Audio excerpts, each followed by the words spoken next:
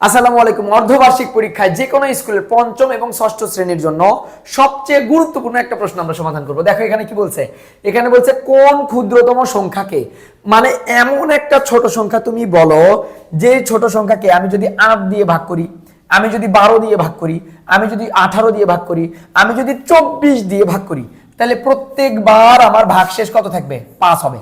কত হবে? 5 হবে। অর্থাৎ এমন একটা সংখ্যা যেই সংখ্যাকে আমি যদি 8 অথবা 12 অথবা 18 অথবা 24 দিয়ে ভাগ করি, এই সংখ্যাগুলো দিয়ে ভাগ করি, তাহলে প্রত্যেকবারে আমার ভাগশেষ 5 থাকবে। কত থাকবে? 5 থাকবে। এই ধরনের অঙ্ক আমরা অনেক স্টুডেন্ট কেন যেন ভুল করে বসি। এই ধরনের অঙ্ক আমরা কি করি? ভুল করে বসি। কিন্তু এটা অনেক সহজ, এটা সমাধান করার টেকনিক আছে। টেকনিকটা কি দেখো, খেয়াল করো। আমরা অনেকে জানি না যে এই অঙ্কের লসাগু হবে নাকি গসাগু হবে। লসাগু গসাগু এই জিনিসটা তোমাকে ভালো করে বুঝতে হবে। এখানে তোমাকে কি বলছে?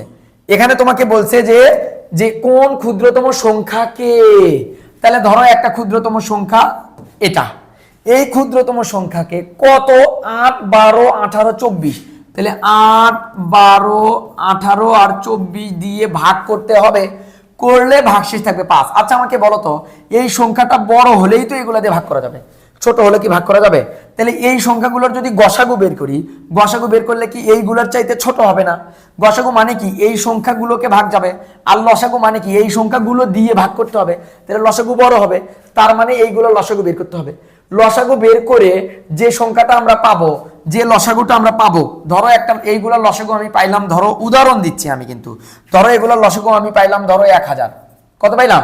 1000। তার মানে 1000কে 8 দিয়েও ভাগ করা যাবে, 12 দিয়েও ভাগ করা যাবে, 18 দিয়েও ভাগ করা যাবে, 24 দিয়েও ভাগ করা যাবে। কিন্তু আমাকে বলছে ভাগশেষ 5 থাকবে। তার মানে এই 1000-এর সাথে যদি 5 যোগ করি, তাহলে আমার 1005 আছে। এটাই আমাদের উত্তর হবে না? অর্থাৎ এই 1005কে 8 দিয়ে, 12 দিয়ে, 18 দিয়ে, 24 দিয়ে ভাগ করলে প্রত্যেকবারই ভাগশেষ 5 থাকবে। কারণ 1000কে তো এটা দিয়ে ভাগ করা গেলই, লসাগু মানেই তো ওগুলো দিয়ে ভাগ করা যাবে। তাহলে একটু খেয়াল করে আমরা এই অঙ্কটা সমাধান করব। বোর্ডের দিকে তাকাও। তাহলে আমাদেরকে কি বলছে? আমাদেরকে বলছে যে কোন ক্ষুদ্রতম সংখ্যাকে 8 12 18 24 দ্বারা ভাগ করলে প্রত্যেকবার ভাগশেষ 5 থাকবে। তাহলে আমরা লসাগু বের করব। কার লসাগু বের করব? তাহলে আমরা লিখব উত্তর, আমরা লিখব উত্তর, আমরা লিখব ক্ষুদ্রতম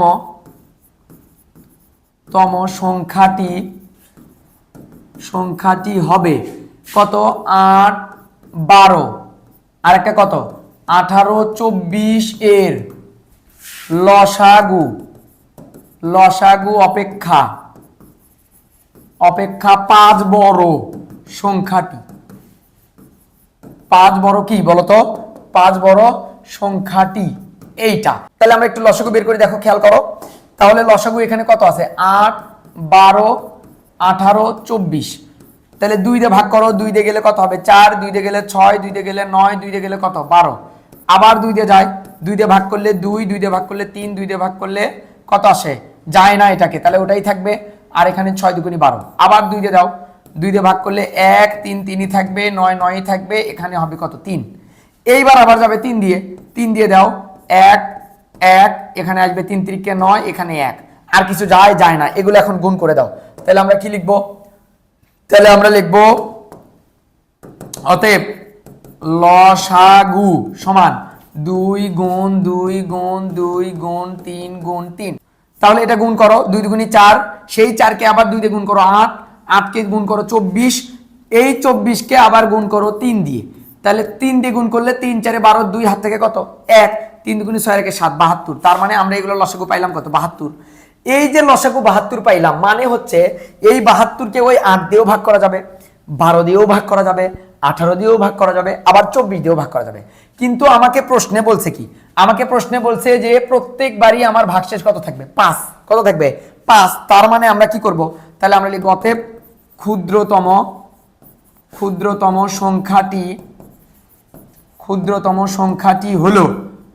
সংখ্যাটি হলো এই যে 72 যোগ 5। অ্যান্সার কত? 77। এটাই হচ্ছে আমাদের ক্ষুদ্রতম সংখ্যা। কত সহজ, কত সহজ, কত সহজ। আর আমরা কেন যেন প্রশ্ন পড়ার আগেই বলি আমার দ্বারা সম্ভব না। আসসালামু আলাইকুম, দেখা হবে পরবর্তী কোনো ভিডিওতে। ভালো থাকো, আল্লাহ হাফেজ।